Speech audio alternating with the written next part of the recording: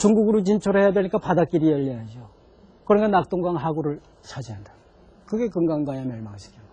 그리고 뒤에 이제 가야를 멸망시키고 고구려와 백제 싸우는 틈에 끼어가지고 한강유역을 다 차지해버리고. 그러니까 절대로 남의 군대한테 도와달라고 요청하는 거 아닙니다. 제 국토를 지나가게 하면 뺏기는 거예요. 그리고 고구려가 돌궐 침략을 받는 사이에 고구려 영토를 잠식을 해버려요. 그래가지고 진흥황당대 어디까지 그 영토를 확장하냐면 안변, 함흥까지 북쪽으로는. 서남쪽으로는 지금 지리산 밑에 가야 지역을 전체 다 아울러요. 그리고 백제를 조여가지고 백제 동북쪽, 지금 충청 북도 지역을 다 차지해버린다. 대왕국을 건설을 한 거예요. 그리고 나서 진흥왕 22년에 이렇게 창녕 가가지고 이런 진흥왕 순수비를 해세웁니다. 진흥왕 22년에 세워요. 함흥에 가가지고 황초령비예요. 여기가 국경이다 하는 것을 표시하기 위해서 이런 순수비를 해세운 거예요. 서북쪽으로는 서울까지 차지해요. 한강 이북까지. 이게 이제 황초령비예요. 이런 황초령비의 연구를 추사 김정희 선생이 31살 때부터 이 연구를 해가지고 48살 그러니까 17년 동안 연구를 해서 예당금속과한록이라는 그 금속서를 나중에 내요. 이게 북한산비예요. 북한산 순수비입니다. 이게 진흥왕 29년에 세워진단 말이에요. 이렇게 신라가 넓어지니까 진흥왕은 황룡사 같은 이제 큰 절을 짓는데 법흥왕 때부터 이미 이 흥륜사라고 그래가지고 대왕 흥륜사라고 그래서 아주 국찰, 나라의 그 대표적인 사찰을 짓는데 그 진흥왕 5년에 완성이 돼요. 완성이 되면서 그때서야 비로소 신라 사람들이 그때 그전에는 법흥왕만 출가를 해서 승려가 됐어요. 법공이라고. 그리고 왕비도 출가를 하고. 그런데 백성은 출가를 허락하지 않다가 진흥왕 5년에 가서 이 흥륜사를 완공을 하고 출가를 허락을 해요. 허락을 해서 이제 정말 불구토화되기 시작을 하는데 왜 흥륜사라고 그랬냐 하면은 전륜 상황이 계속 일어나는 절이다. 그래서 흥륜사예요. 그래서 그런 절을 짓고 불상을 만들었을 텐데 그때 불상 만드는 건 신라 사람이 만들 자가는 없었겠죠. 그러니까 백제 공장들이 와서 이제 만들었을 텐데 그때 불상들은 대체로 이제 백제나 고구려 계통 이런 계통의 불상들이 만들어졌으리라고 생각이 돼요. 백제를 대표하는 이런 얼굴 이렇게 넓적하고 이 백제 아주 대표적인 모습이죠. 이렇게 포수자 옷자락이 좌대 밑으로 흘러내리고 이런 모습인데 이런 모습의 불상이 지금 신라 지역에서는 경주 동남산에 불곡이라는데 바위 속을 이렇게 파고 들어가서 이렇게 새겨놨습니다. 이게 독립된 하나의 바위예요. 이 그대로 백제에서 얻은 법 그대로 했죠.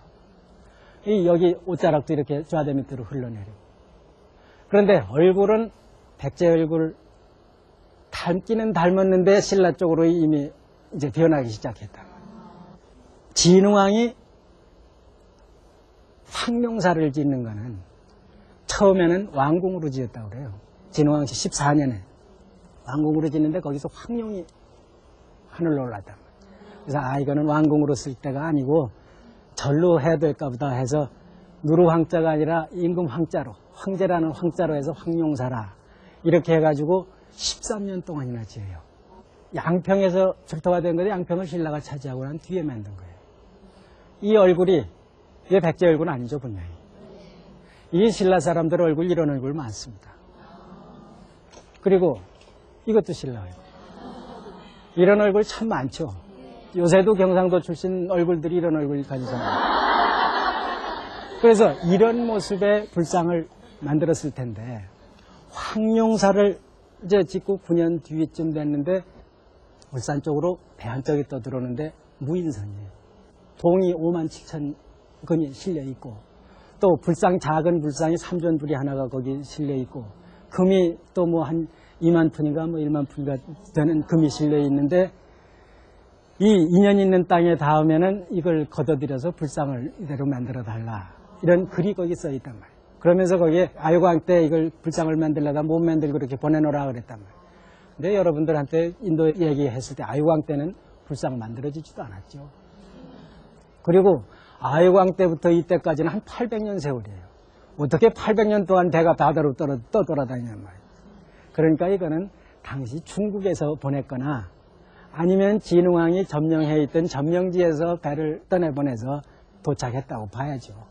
그러니까 그걸 가지고 진흥왕이 이제 황룡사 장육상이라는 게 한 길 8자니까 보통 8척장신인데 2배가 되는 길이다 하는 얘기를 했어요. 그러면 한 4m 정도의 그 불상이라고 봐야죠.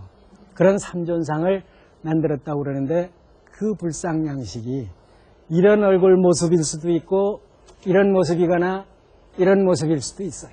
근데 뭐 그 몽골 안에 그 다 타가지고 주질러 앉았으니까 우리는 지금 상상으로밖에 지금 볼 수가 없죠. 황룡사 장육상을 만들 만큼 완전히 불구토가 돼가는 시기가 진흥왕 시대다 하는 얘기를 끝으로 해서 이 시간도 강의를 마치고자 합니다. 예, 참 유익한 시간이었었죠? 예.